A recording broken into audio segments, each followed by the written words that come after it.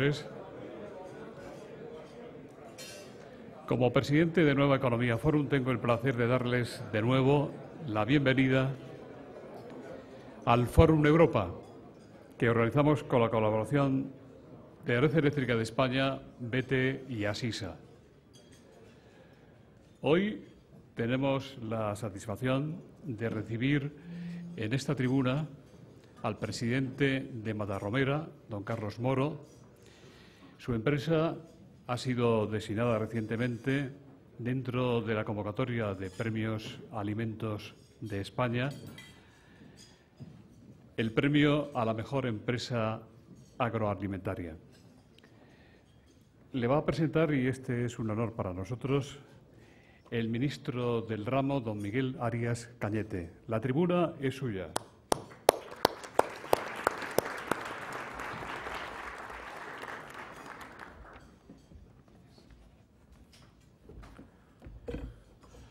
Señor vicepresidente del Senado, señor secretario de Estado para la Unión Europea, señor secretario general de Agricultura, señoras y señores. Quiero, en primer lugar, agradecerle a José Luis Rodríguez su invitación para hacer la presentación de una persona por la que tengo el mayor aprecio, don Carlos Moro.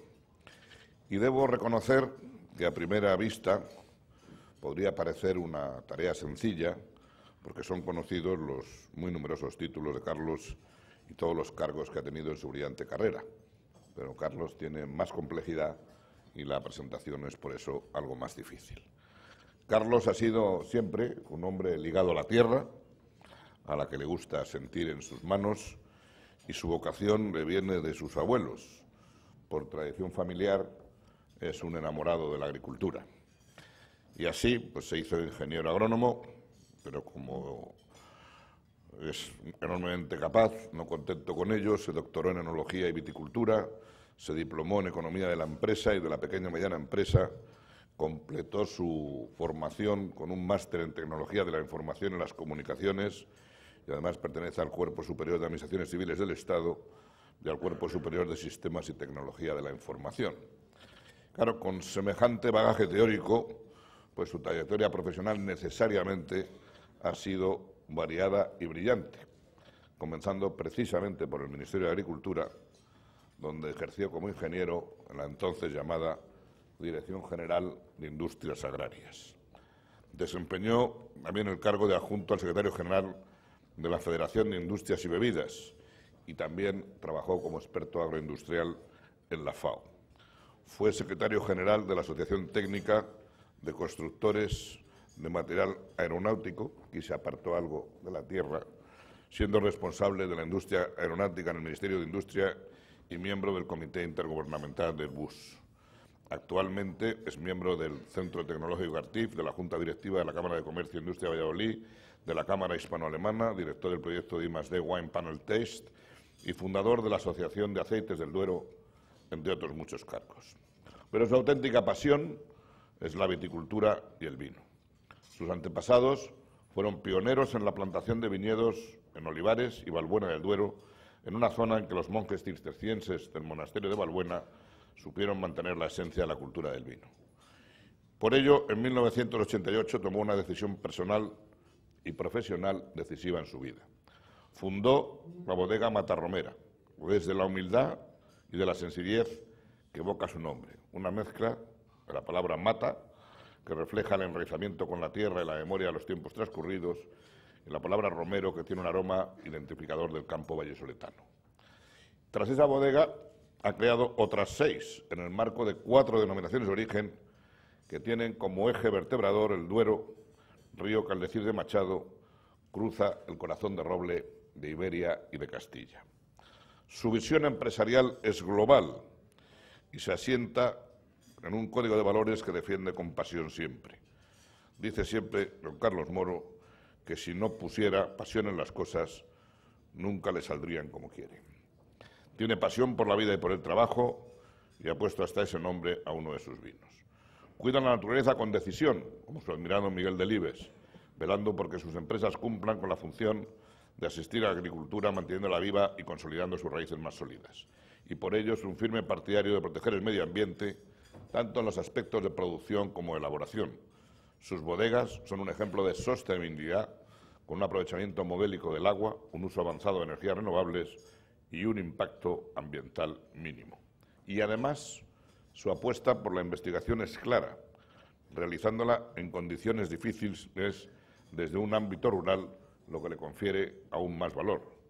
Lo ha hecho creando Emina Cero y Emina Sin, los conocidos vinos sin alcohol, en la planta de construcción molecular más importante del mundo, situada en Valbuena de Duero. Y además se ha diversificado hacia otros sectores como el aceite e incluso la alta cosmética. Todo ello a través de una intensa labor de esmero, de dedicación y excelencia y con mucha eficacia en la organización. Un trabajo bien hecho que ha merecido muchos premios, tanto a la innovación como a las acciones de compromiso con el medio ambiente, entre ellos el Premio Alimentos de España a la Industria Alimentaria concedido por el Ministerio en 2011. Un trabajo arraigado en la misión y visión que marca el rumbo de su grupo, ser marca de referencia global en el panorama internacional, pero sin olvidarse de los orígenes. Pionero también en acciones dedicadas a la cultura del vino y al enoturismo, Carlos Moro es un ejemplo del emprendedor capaz de ampliar los horizontes de una pequeña gran empresa. Afirma que el vino da sentido a su vida, vida que nació en la añada del 53, como a él le gusta comentar, y a fe que debió ser una buena añada, porque en su Valladolid natal ocurrieron dos hechos que, como amante de las acciones de equipo y de la buena organización que es, me permito recordarle. Él practica deportes, fútbol en particular, y sabrá que en la temporada 53 y 54 el Real Valladolid fue capaz de ganar al que sería campeón de Liga, el Real Madrid, tanto en Zorrilla 4-3 como en el Bernabéu 1-2. Y era el Madrid de Di Stéfano, de Molowny y de Gento, toda una hazaña. Y en el año 53, de excelente añada, salió de las instalaciones de Fasa Renault el único coche que ha sido declarado bien de interés cultural en Castilla y León, el modesto Renault 4x4, que hizo las alegrías de muchas familias en aquella época. Dejo, por lo tanto, ya, querido Carlos, que nos descorches hoy de nuevo el excelente vino de tus palabras. Muchas gracias.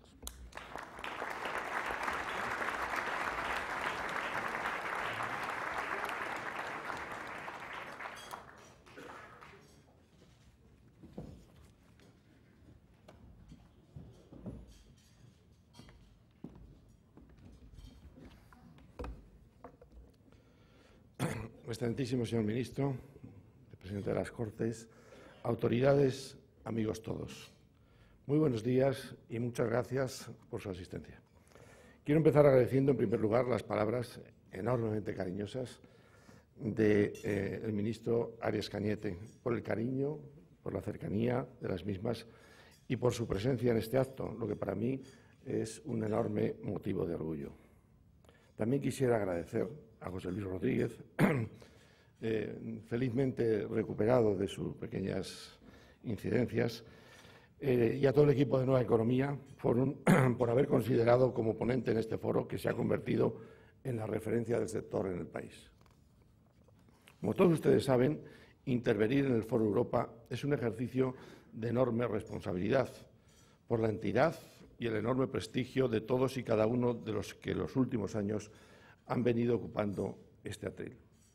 Dicho esto, me gustaría compartir con todos ustedes una serie de impresiones y pensamientos que, desde mi humilde perspectiva, tienen mayor incidencia en las empresas y en la sociedad actual.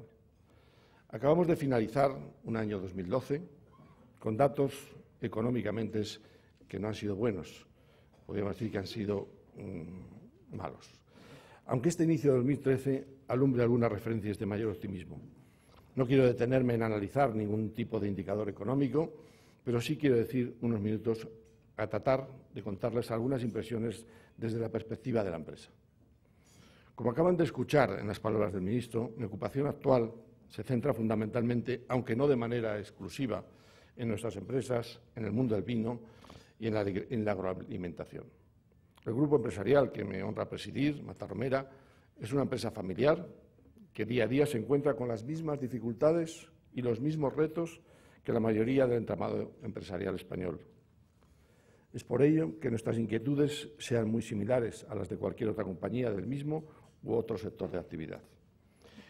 En el desarrollo de algunas de estas ideas me es obligado a hablar de internacionalización y mundo global, de sostenibilidad, medio ambiente y naturaleza, y mucho más en estos sectores que nos ocupan, absolutamente ligados al campo, a la naturaleza, al entorno, de la investigación, desarrollo e innovación, así como del mundo digital, que cada día nos penetra y nos envuelve, y del diálogo permanente con el consumidor en la búsqueda y simplificación de ese diálogo.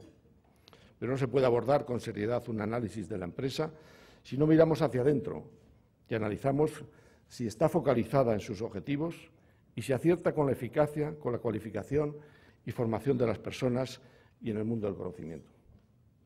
Hay que saber si somos capaces de fomentar la actitud de toda la organización y de cada una de las personas que la integran, así como del equipo, de la dirección de la misma, o los cambios de paradigma productivo que se están operando casi semana a semana y que hacen que para buscar la virtud sea la necesidad del cambio de adaptación permanente y que ello influye en la infraestructura, en la logística, en el transporte y en casi cada uno de los elementos de la empresa.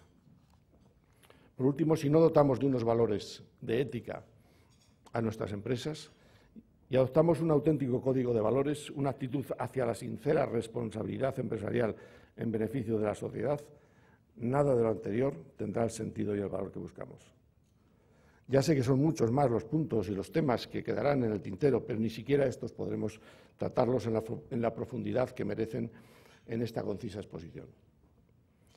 Hablando del mundo global y de la internacionalización, escuchamos a diario que la salida de esta interminable crisis pasa irremediablemente por la exportación, por convertir nuestras empresas españolas en entidades con potencial, red, capacidad y tamaño suficiente como para vender fuera todo lo que aquí somos capaces de producir con calidad y eficiencia. Hasta ahí estamos todos de acuerdo, pienso yo. Detectadas las carencias, pongámonos manos a la obra. Permítame que en un foro de estas características exhiba una posición y un pensamiento a veces más autocrítico que complaciente conmigo mismo, con nuestras empresas también, ¿no? Las causas o las razones de la falta de presencia de nuestras marcas y productos en el exterior, en primer lugar, es nuestra. Coincidirán conmigo en que no es extraño encontrar muchas compañías que carecen de una estrategia definida y de una estructura que les permita afrontar los enormes retos, sobre todo las pequeñas y medianas. Y que coincidan conmigo que estas compañías carecen muchas veces de una estrategia definida y de una estructura que les permita afrontar esos retos. Hoy tenemos por delante de 222.987 empresas que exportan, menos de la tercera parte lo hacen regularmente, 37.000 nada más. Y solo las grandes logran una magnitud relevante. El 4% de las exportaciones de las empresas grandes corresponden al 86% del valor. Salvo casos concretos, resulta complicado encontrar empresas con una conciencia internacional, es decir, con una estrategia definida, clara y decidida de apuesta sin fisuras por el mundo global en el que vivimos y trabajamos. Es necesario que de una vez por todas nos demos cuenta de que la expansión de nuestras ventas está en el todo y no en la pequeña parte, que es nuestro rival del mercado, que no es el que tenemos en la acera de enfrente, sino aquellos que hoy por hoy se encuentran en países importantes, con unos ratios de productividad y eficiencia muchas veces mayores que los nuestros, y que solo la calidad, el buen producto, nos permitirá acceder a esos difíciles mercados. La importancia estratégica del sector de la alimentación y bebidas está fuera de toda duda. Constituye uno de los sectores más dinámicos de nuestra economía, con una marcada actividad innovadora y una apuesta constante por la calidad y la seguridad alimentaria. En este sector representa el 7,8% del PIB nacional y genera 1,8 millones de puestos de trabajo, es decir, más del 10% del empleo de toda España. También es vital en el comercio exterior y está actuando como factor de equilibrio en la balanza comercial, exportando por valor de 27.900 millones de euros, el 13% del total de las exportaciones de bienes de España y con un superávit comercial de 5.500 millones de euros.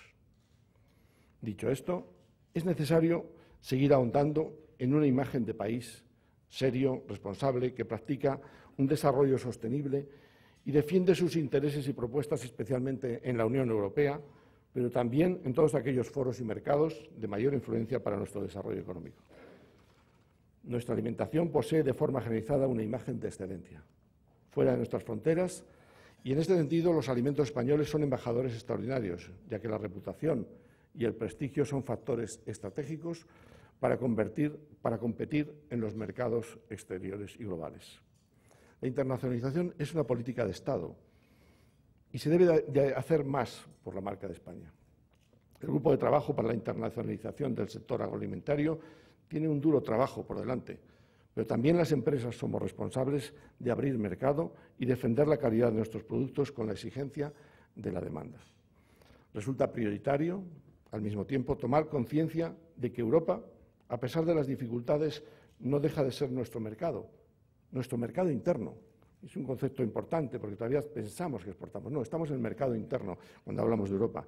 Y esa no conceptualización nos lleva a veces a la no concienciación de la realidad y de las posibilidades.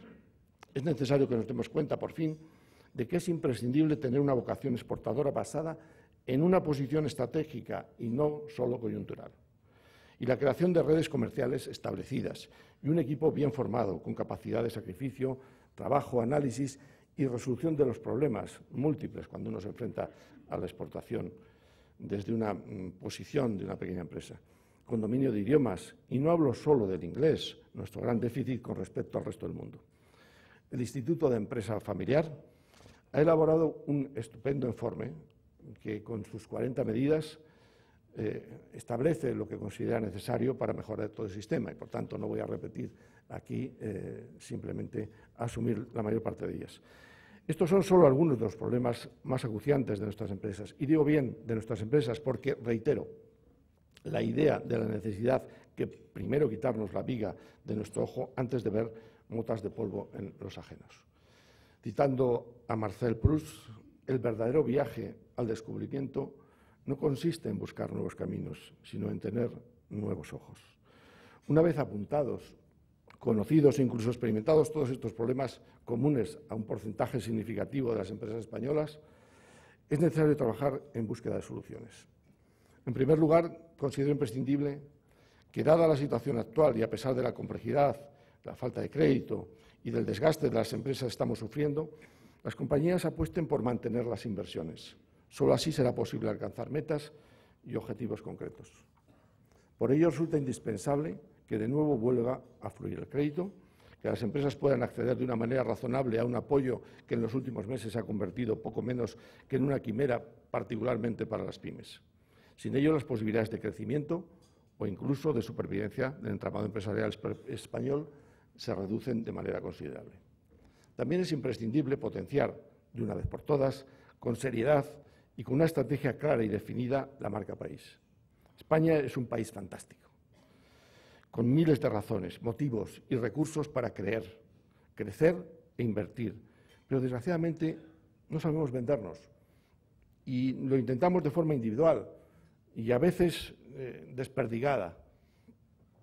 Les podría hablar durante horas de los problemas que un pequeño o mediano empresario tiene cuando camina por el mundo en dos distintos países. Nosotros estamos en 80 países en este momento y tenemos que digamos, superar muchos elementos, ¿no? Tenemos el sector bodego español, que a la hora de cualificar sus vinos en el exterior, España posee sin duda los mejores vinos del mundo, sin duda. Por tierra, por clima, por uva, por historia y por conocimiento enológico, nuestros vinos están en la vanguardia del sector vitivinícola mundial. Lo dice el Grupo Parker, no lo digo yo, que en sus 12 Parker's Predict Future dice que en el sexto concretamente, Spain will be the star. Esto hay que aprovecharlo, o sea, no podemos dejar que quede solo en unas bonitas palabras y no se traduzca en una facturación y en una penetración en las redes de comercialización y en las mesas de todos los países. Sin embargo, esa calidad excelente no se corresponde con lo que en líneas generales el mercado percibe de nuestros vinos, es decir, vinos muy económicos con una calidad solo aceptable. Si queremos proclamar y difundir la calidad y la excelencia de nuestros productos, Es necesario unificar criterios, que todos vayamos de la mano y que todos rememos en la misma dirección. Resulta extraordinariamente desolador contemplar cómo en el sector agroalimentario las empresas, consejos reguladores o regiones van cada vez por un lado, de manera individual, a vender sus productos a cualquier país en cualquier momento y con cualquier discrecionalidad. Y como ejemplo, a países como a China o Estados Unidos, países grandes en los que es difícil percibir las minoritarias regiones vitivinícolas sin una cobertura de una imagen país, ¿no? O Estados Unidos, lo que se traduce en acciones con un éxito de una productividad mínima y un coste desaforado para el rendimiento. Ser pequeños y hacer la guerra por nuestra cuenta, de forma unitaria, carece de todo sentido y difícilmente tendrá éxito. En ocasiones concretas contemplamos, no sin cierta envidia, la manera en la que empresarios de otros países trabajan unidos en la consecución de sus objetivos comerciales y como una opción única, fuerte y concertada a nivel de Estado, acompañada y acompañando y arropada y arropando esos objetivos. Den un paseo por Nueva York y vean el gran centro de exposición y, por supuesto, de venta de productos italianos. Italy. ¿Cómo solventar el problema o cómo aplicar este modelo? La pregunta puede ser fácil. La respuesta, evidentemente, no.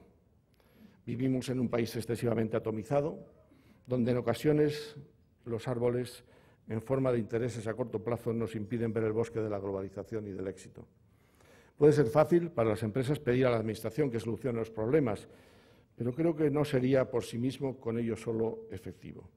Caer en la autocomplacencia y pensar que la marca España no vende en el exterior por culpa de la hipotética falta de consenso político es un error garrafal, en el que desgraciadamente muchos terminan cayendo. Considero que nadie tiene una varita mágica para resolver los problemas y es por ello que se antoja imprescindible una colaboración público-privada que afiance una relación en ocasiones excesivamente maltrecha. Y además una confabulación de la sociedad.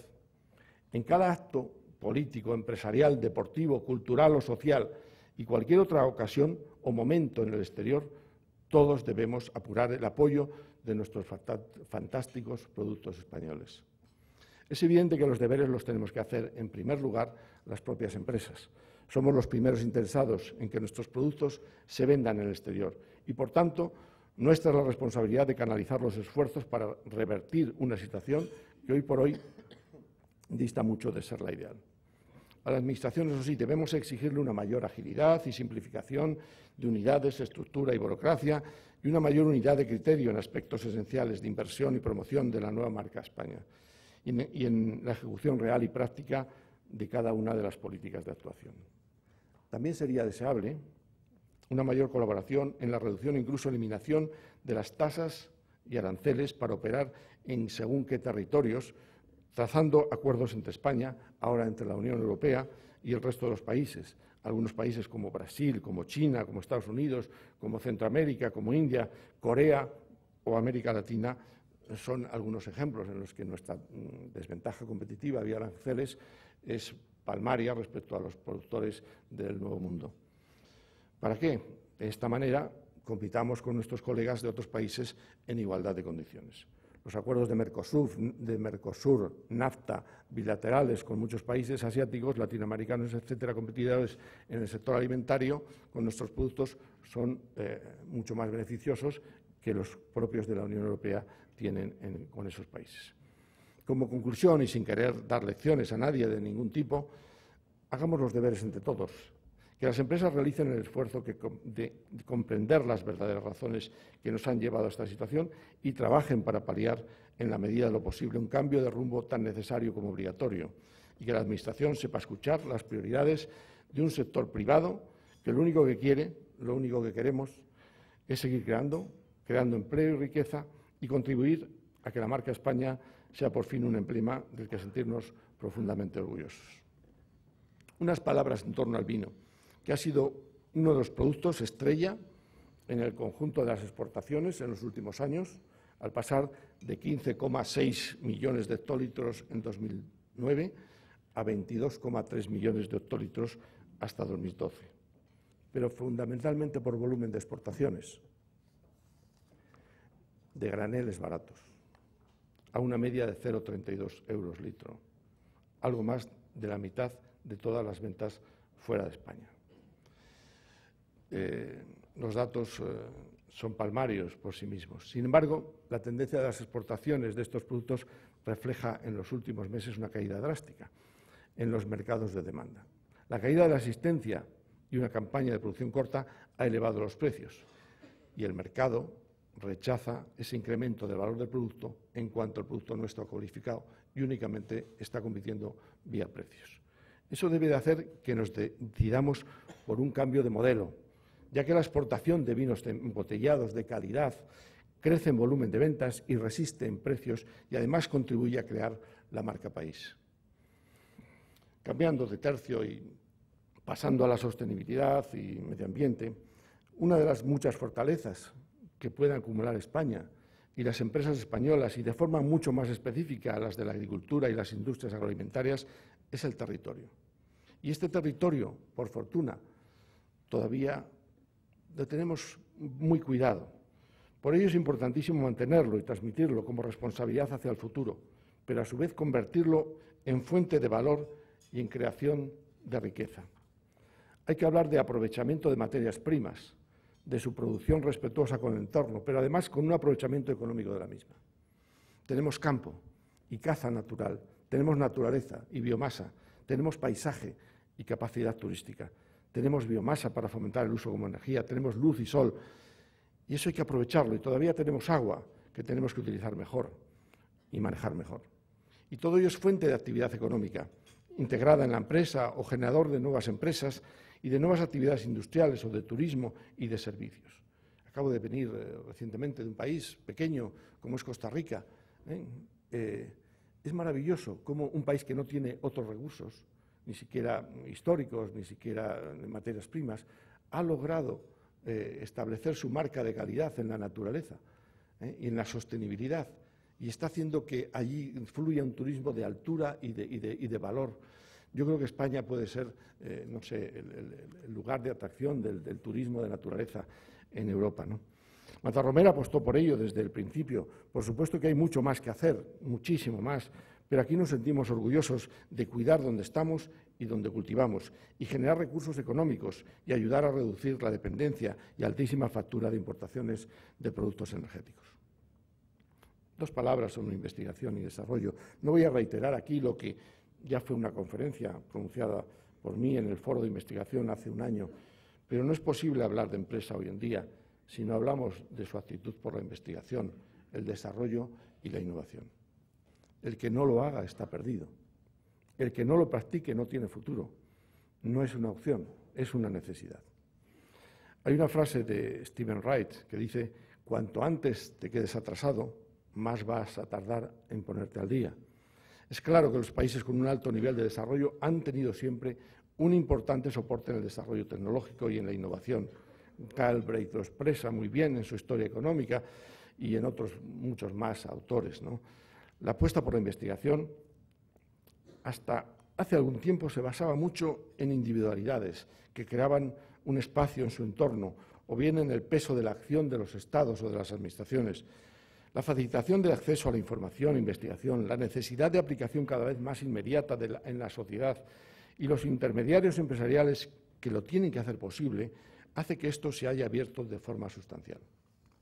Hoy día las empresas deben jugar el papel importante en el fomento y la práctica de la investigación y desarrollo, sin ninguna duda y exclusión, de forma casi diaria en la innovación de las mismas. Pero además la orientación de la política de investigación tiene que ir cada vez más ligada a los futuros usos para la sociedad y sus vehiculizadores, que son las empresas. Por supuesto, la sanidad, la cultura, etcétera, pero de forma práctica y general las empresas. Y además estas deben jugar un papel cada vez mayor en la definición de esas políticas y muy particularmente en el enlace con el mundo de investigación universitaria y sus institutos privados y derivados. El grupo Bacfeo, que surge de los autores de una estupenda publicación de AENOR sobre la tecnología en la empresa, defiende también esa vehiculización como elemento de pensamiento de la I+D, como un fuerte enfoque en la empresa y desde la empresa y sus aplicaciones. En la apuesta por la I+D+I y su concreción práctica tendremos parte de la solución para el futuro. Y no corren buenos tiempos. Los datos estadísticos y los presupuestos conocidos de administraciones públicas no nos hacen ser muy optimistas al respecto.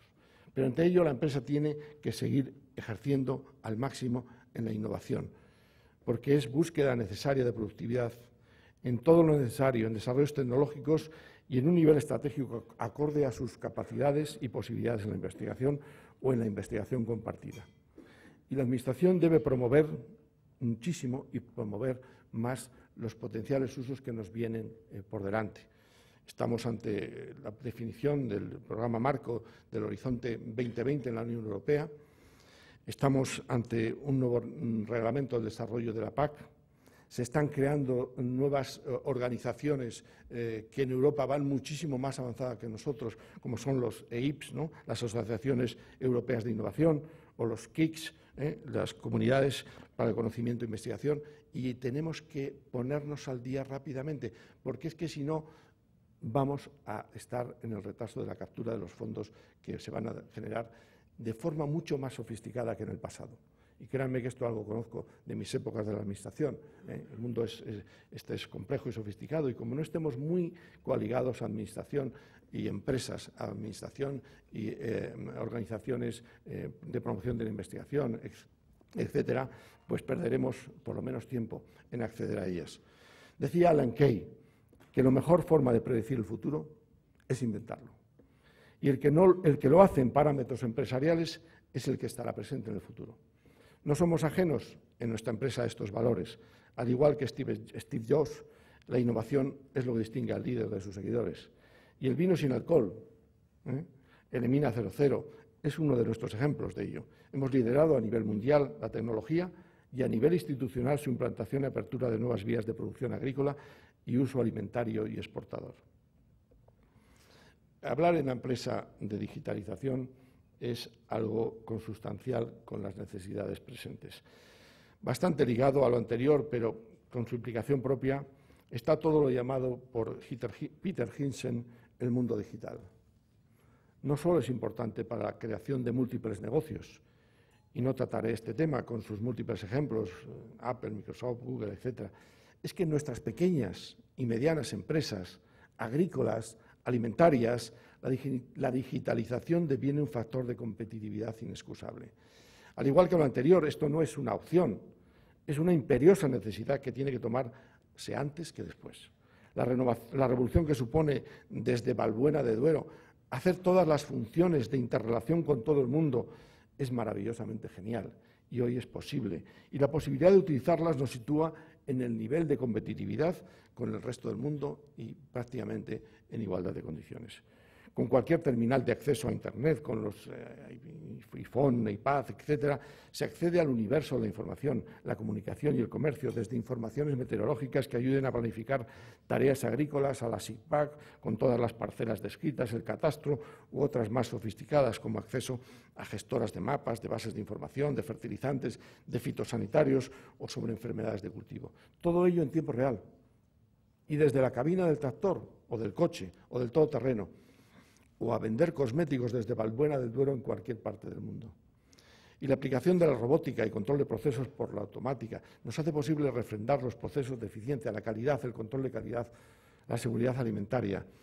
Decía Benjamín Disraeli que, por lo general, el hombre que tiene más éxito en la vida es el hombre que tiene mejor información. Pero hoy día queda pequeño este aserto, porque hoy día tiene que tener el hombre, la empresa y el ciudadano la mejor comunicación y la mejor conexión con el cliente, y esta cada vez más es digital. La eclosión de los medios y formas de las redes sociales, de todo este mundo en ciernes, es fundamental para la empresa. Y hago especial hincapié porque ahora, en nuestras empresas agrícolas y de alimentación, o de cosméticos o biotecnología, en pleno campo, nos sitúa con el mismo alcance que los demás.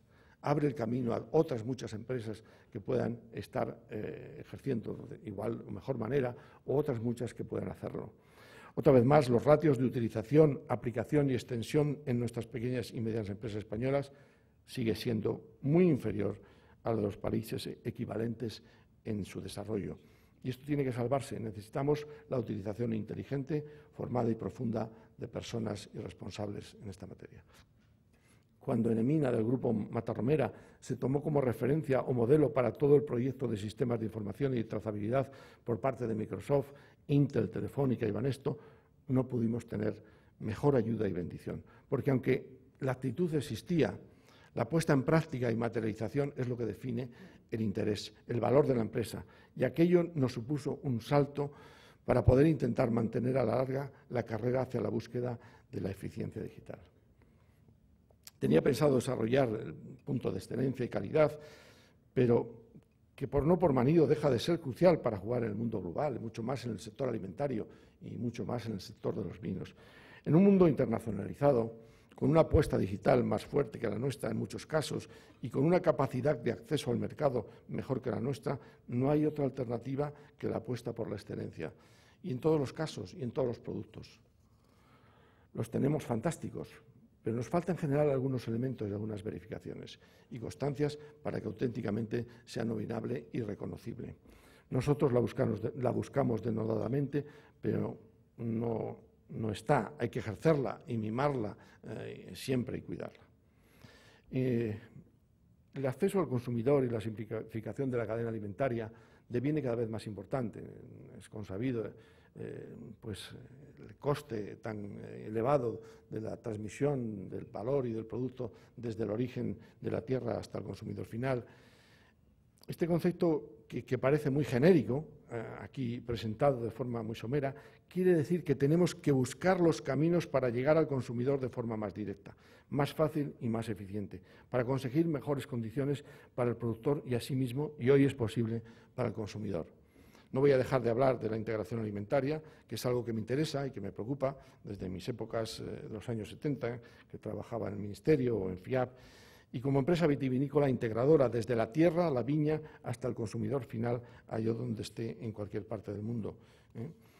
Pero hoy me parece que es una quimera potencialmente alcanzable.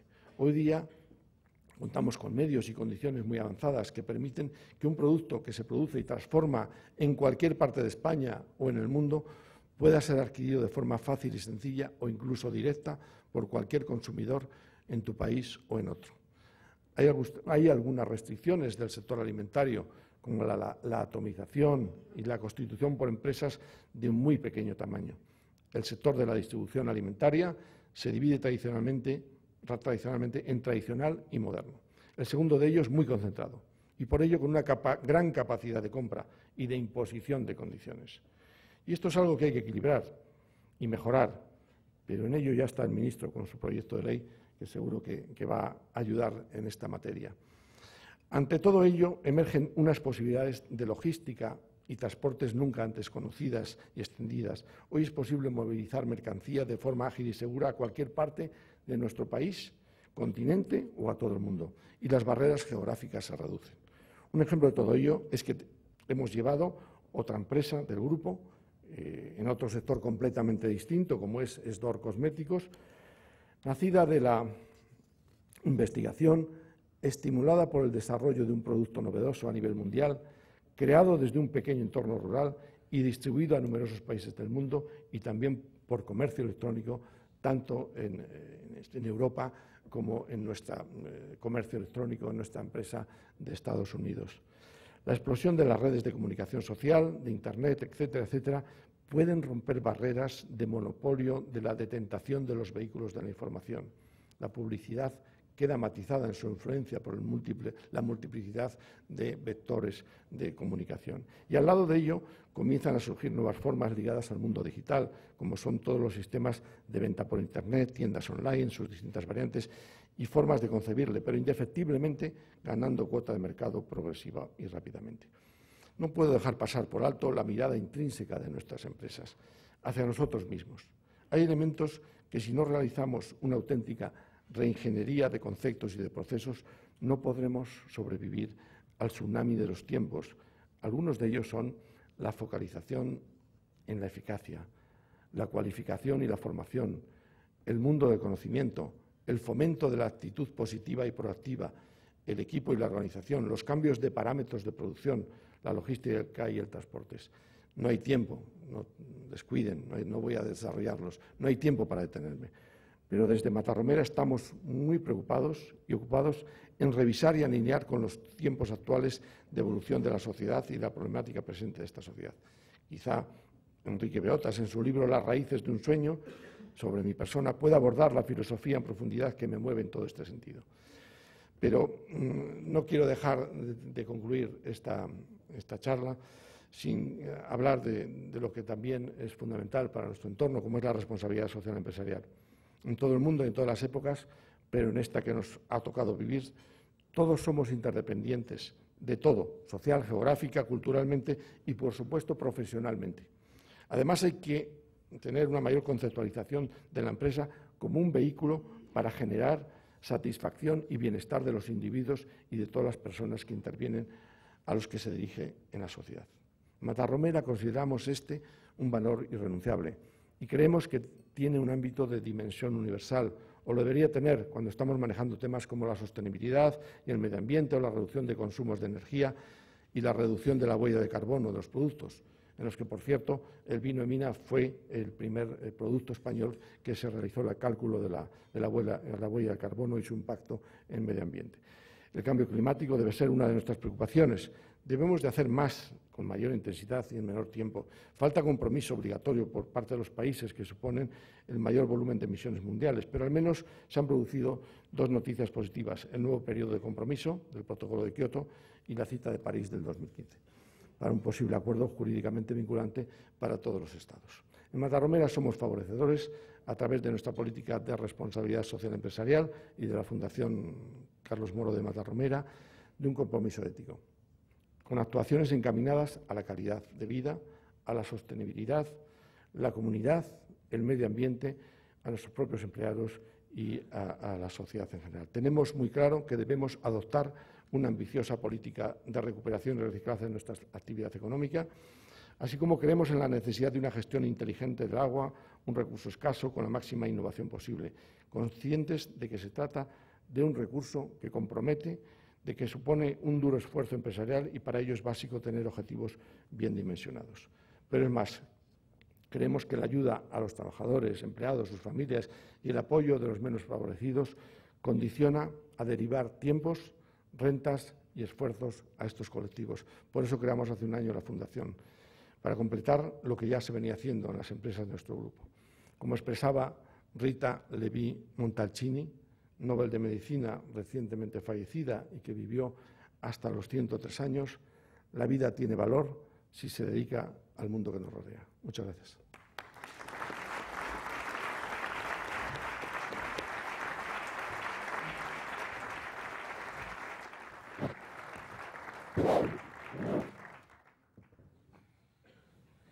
Muchas gracias. Si les parece, vamos a comenzar las preguntas. Hay muchas. Muchas gracias, señor ministro, por acompañarnos. Muchas gracias, Carlos. La primera de las preguntas, José Antonio Lobato dice: ¿cree usted que el Ministerio de Agricultura se dará prisa en transponer a la legislación española las normativas aprobadas ya por la Unión Europea que autorizan y regulan el vino sin alcohol y el bajo en alcohol? Javier Carro dice: felicitarle por la innovación del vino sin alcohol. ¿Cómo ha sido la acogida por el mercado nacional e internacional?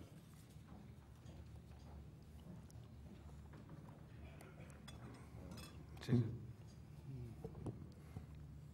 Pues muchas gracias por la pregunta, porque es a veces es solo una de nuestras líneas de actividad, de todas las que tenemos, pero es importante porque ha causado un enorme impacto en la sociedad y en el mundo, ¿no?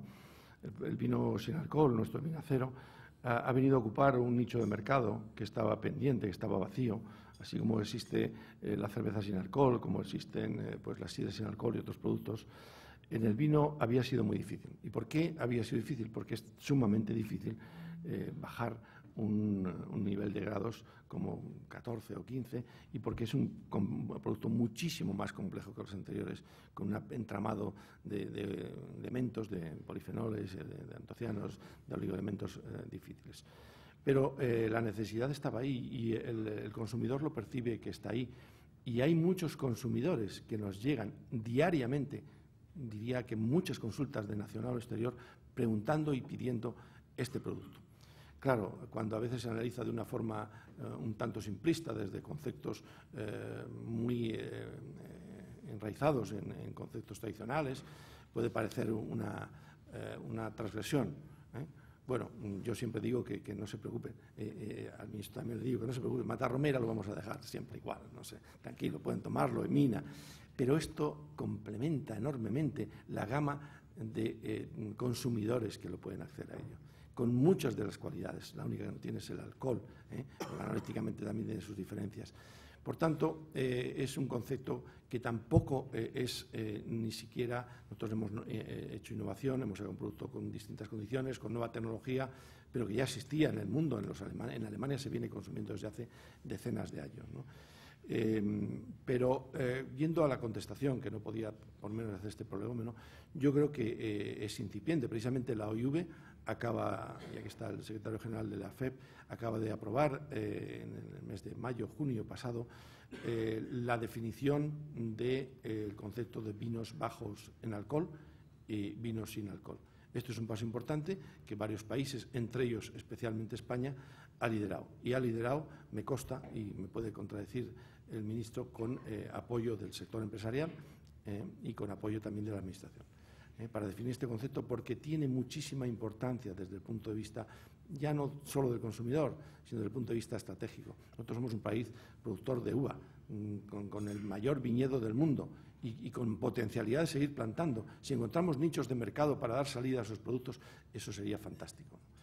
Entonces, la regulación todo lleva tiempo y en la Unión Europea las cosas son complicadas en todos los estados, pero ha avanzado considerablemente. Ahora mismo, la reciente noticia es que la Unión Europea acaba de incluir en las nuevas negociaciones que se van a llevar a cabo para modificar algunas cosas sobre el vino entre Estados Unidos y Unión Europea, la OCM, incluir también la definición y la conceptualización del vino sin alcohol o el vino bajo en alcohol, que es muy importante para que no haya transgresiones o no haya derivaciones o falsificaciones ajenas al concepto con tal valía. Por tanto, no sé si he contestado, pero creo que sí, que lo está tomando la Administración, me consta, la Unión Europea y la OCM, o sea que más trascendencia no se puede tomar. Pau Roca, secretario general de la Federación Española del Vino, dice: las exportaciones de vino españolas han ido muy bien, pero los últimos datos a fecha de noviembre señalan un descenso y va muy ligado este descenso al aumento de precio. ¿Cómo podemos mejorar este vínculo tan claro entre precio y resultado en volumen? Javier Carro dice: ¿qué apoyos institucionales necesitan los vinos españoles para conquistar mercados internacionales? Y a este mismo tema se refiere Fernando Jáuregui, de Diario Crítico. Dice: ¿de verdad encuentran los exportadores vinícolas españoles suficientes apoyos oficiales? Me refiero, por ejemplo, a China, país sin el cual toda la industria vinícola española estaría en peligro. Bueno, vamos a ver. Perdón, la primera pregunta es que Las exportaciones de vino españolas han ido muy bien.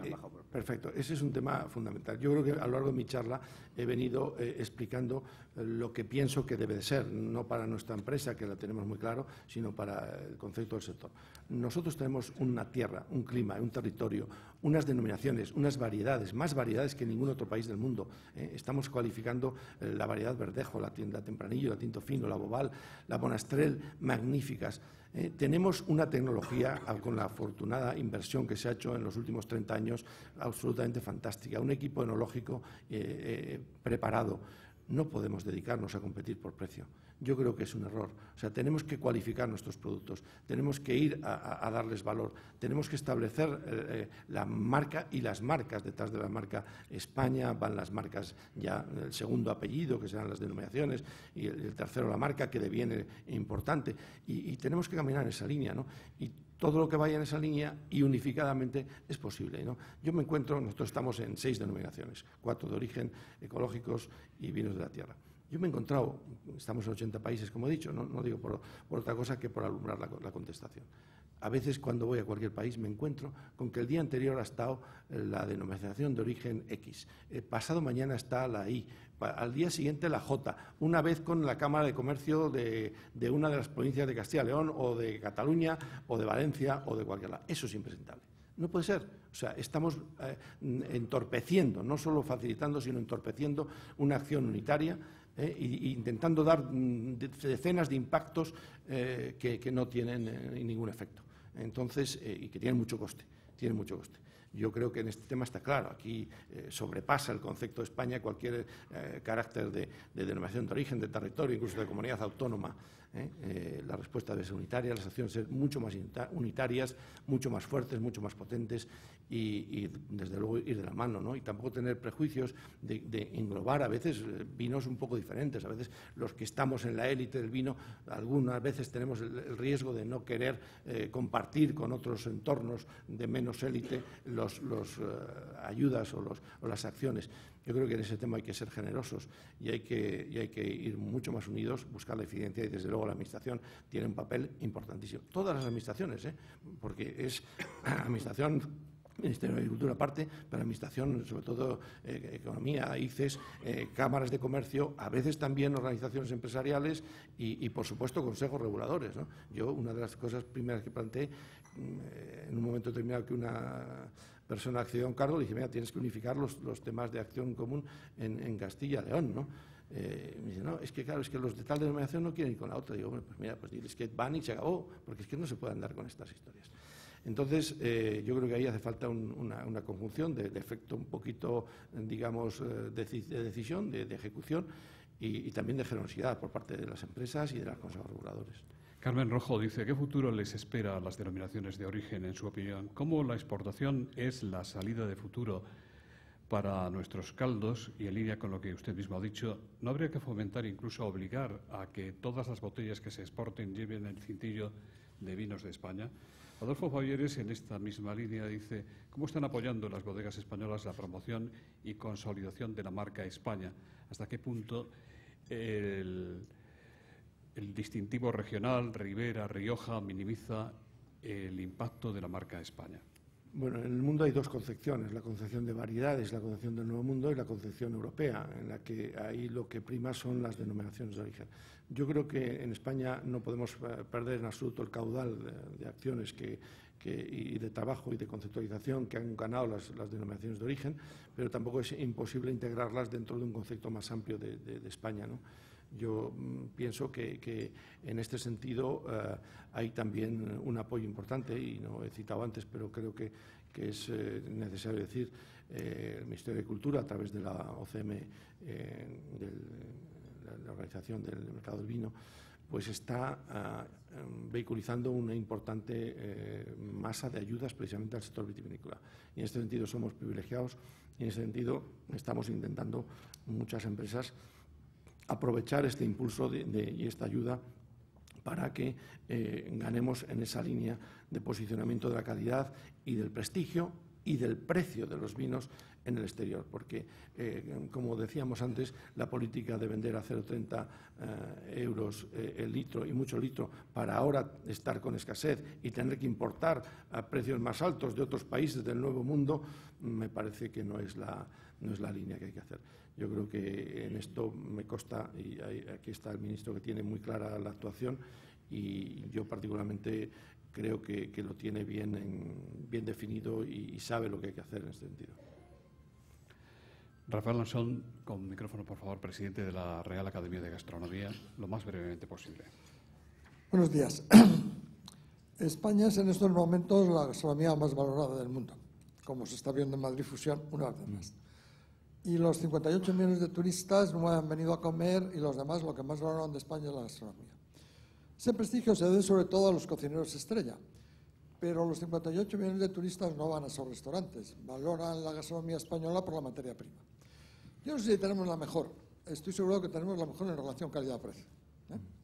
Y entonces yo le quería hacer 4 preguntas muy sencillas. La primera, si debe apoyarse la exportación de nuestros alimentos y bebidas en los cocineros estrella. Ellos están de acuerdo. Y parece mentira que desaprovechemos algo. Es como si desaprovecháramos el prestigio de La Rioja o el prestigio de Nadal a la hora de fomentar la marca España. En segundo lugar, si la promoción de las bebidas, de los vinos, debe hacerse en relación con los alimentos. Y en tercer lugar, y es lo mismo, si realmente los vinos deben incorporarse a la gastronomía. Yo cuando oigo hablar de la gastronomía del vino, pienso que el vino ¿dónde está? Porque si no está en el marco de la gastronomía, pues está colgado de una nube.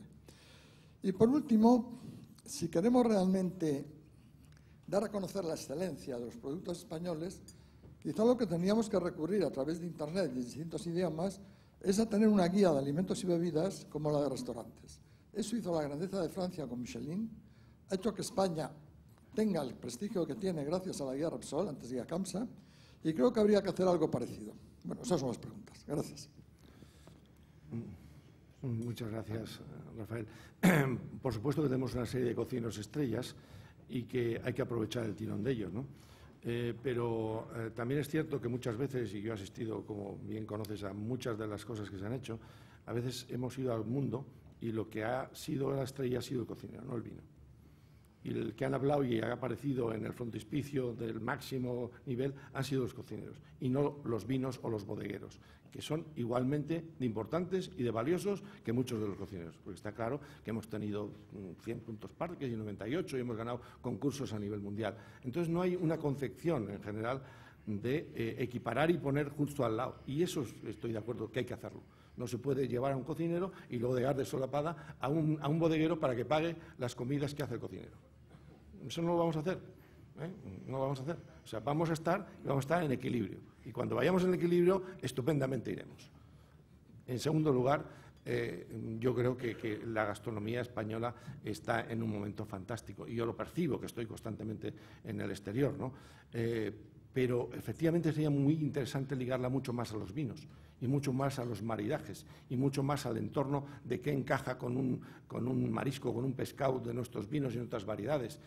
Pero bueno, también es necesario trabajar sobre la investigación, sobre demostrar que la verdejo es más importante o más interesante que la Sauvignon Blanc o que la Chardonnay, y ese terreno también hay que explorarlo. Pero desde luego lo que comentas es sin duda pura ciencia, es así.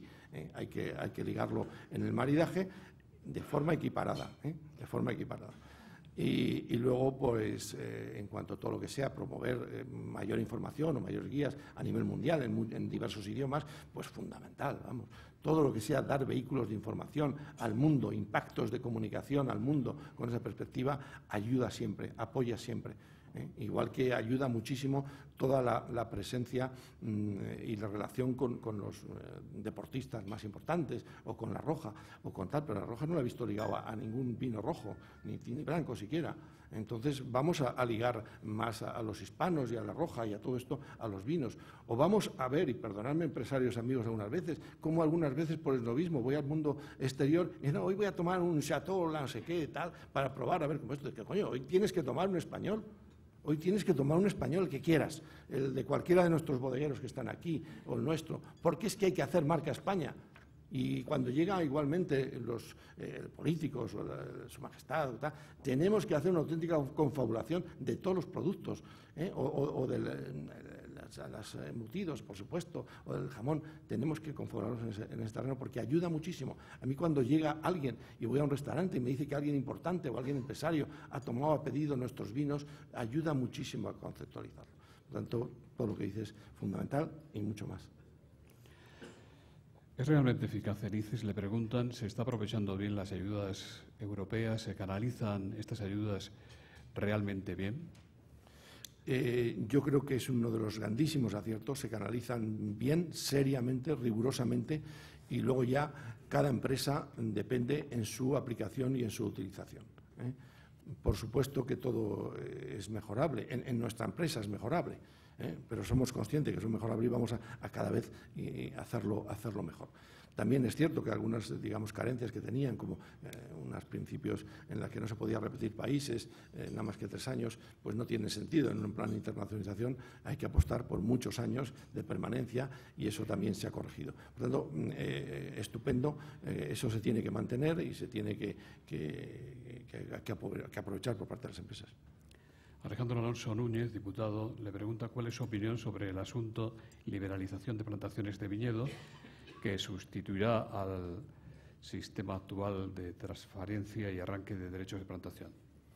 Bueno, esta es una pregunta tan compleja que está debatida constantemente en todos los foros, en el Parlamento precisamente europeo en los últimos días, en la Comisión. Yo creo que el ministro podrá contestar mucho más precisión que yo. Nuestra opinión particular, pues no sé, es un poco ambivalente. Por un lado, hemos gastado ingentes cantidades en algo que era absolutamente absurdo, que era pagar derechos administrativos para plantar viñedo.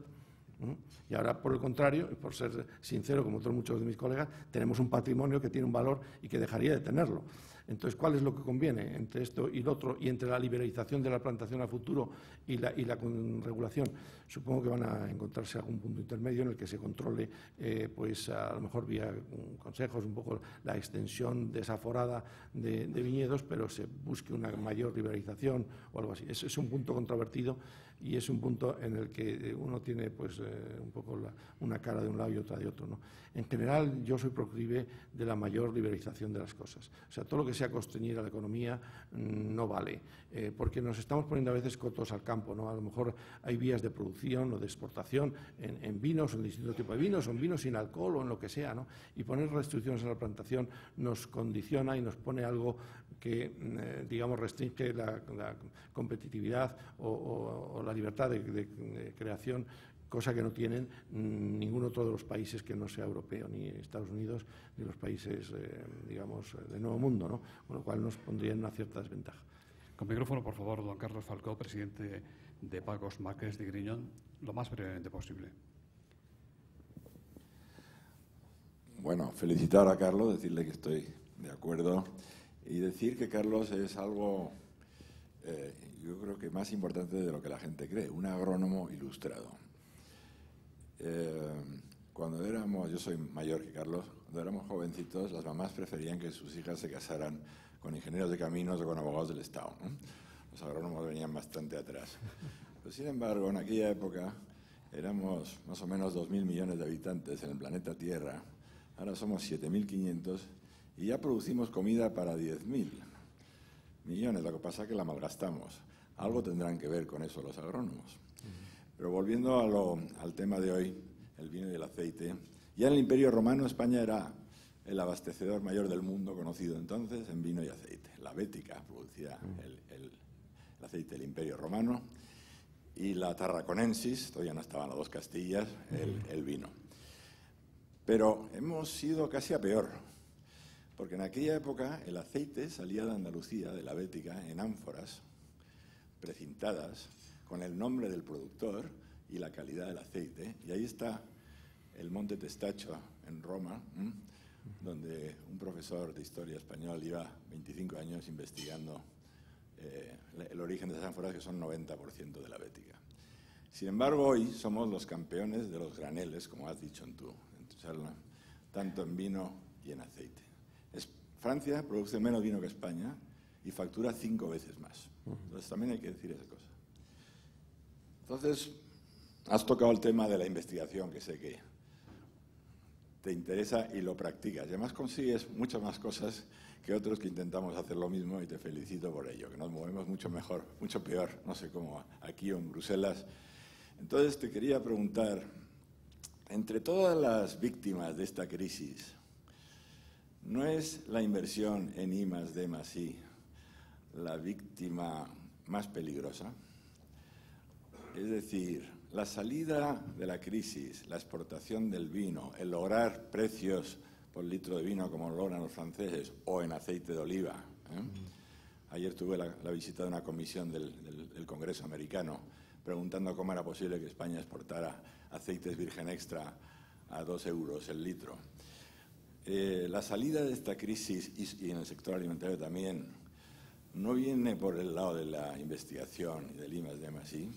Esta pregunta va dirigida también a un ministro ilustrado de Agricultura, por algo es el único ministro de Agricultura que ha repetido en la democracia. Gracias. Muchas gracias. Muchas gracias, Carlos, por tus palabras, ¿no? Y compartimos muchísimos de los elementos, ¿no?, que tú has también creado y que estamos algunos trabajando por ellos, ¿no?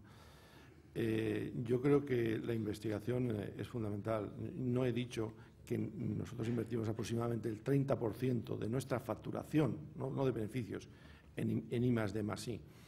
Y tampoco he dicho que, a pesar de que estamos en este momento con 30 proyectos de investigación importantes, activos, más del 50% se dedica al tema tierra, viña, vinos. Y no he dicho que de esto no hablamos nunca. Lo siento, porque ahí hay una ventaja competitiva que tenemos que mantener. Pero para nosotros es fundamental, porque el pasado día 17 reuníamos en la bodega Mina a los mejores cerebros de investigación españoles a propósito del proyecto Zenit Demeter, un proyecto importantísimo, ha sido el más importante de Europa en los últimos 5 años y que ha alumbrado pues muchísimos conceptos. Y estábamos, después de terminar de hablar de teoría, probando un vino Emina Verdejo con técnica tradicional, digamos tradicional para nosotros, y un vino Emina Verdejo que llamamos Prestigio, aplicando lo que habíamos aprendido en esos 4 años en que expertos, los mejores, sin duda, de este país, habían trabajado con ellos. Clarísimamente la diferencia del vino era palmaria. Claro, la pregunta del periodista dice, ¿y ahora ustedes hicieron prueba 30.000 litros el año 2011 y el 2012 qué han hecho?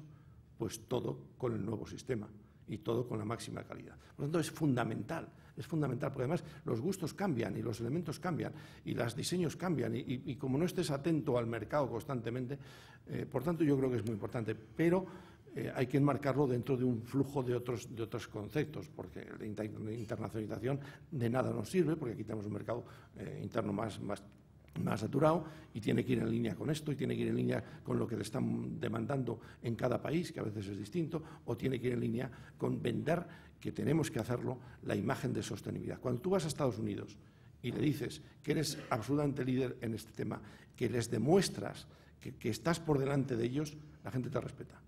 Y yo creo que en España tenemos esa posibilidad de hacerlo y de establecernos en el mundo con la autoridad que nos merece hacer bien las cosas y no con ningún complejo. Y bueno, pues en cuanto a la pregunta, el ministro puede contestar. ¿Sí? Ministro, por alusiones. Alusiones excepcionales. Vamos a ver. Es verdad que cuando hay una crisis económica y financiera, todos los recursos presupuestarios afectan a todas las políticas. Pero a mí en este momento en el sector agroalimentario, más que la reducción o no de recursos, lo que me preocupa es algo que está haciendo ya el Ministerio. Es que los recursos se utilicen para actuaciones eficientes. Es decir, porque en España se investigan muchas cosas y hay muchos centros de investigación y hay recursos, pero a lo mejor no se está investigando lo que la empresa requiere.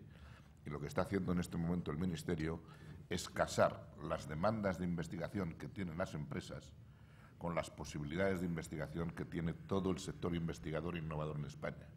Y está dando unos resultados muy curiosos. Entonces, si optimizamos el uso de los recursos, con menos recursos podremos ser mucho más eficientes, sobre todo si ponemos la investigación al servicio de la empresa y de la innovación. La I pequeña me preocupa también tanto como la I grande. En segundo lugar, estamos trabajando en la Unión Europea en el próximo periodo de programación en el marco financiero plurianual para que exista un programa de investigación en el sector agroindustrial específico, separado de los grandes programas marco, para que sea más fácil el acceso a la investigación. Yo espero que con la recuperación económica, el hecho de que haya un programa específico de innovación, investigación y I+D+I para el sector agroalimentario y una optimización de los recursos, pues podamos dar ese salto adelante que requiere el sector agroalimentario español. Muchas gracias, don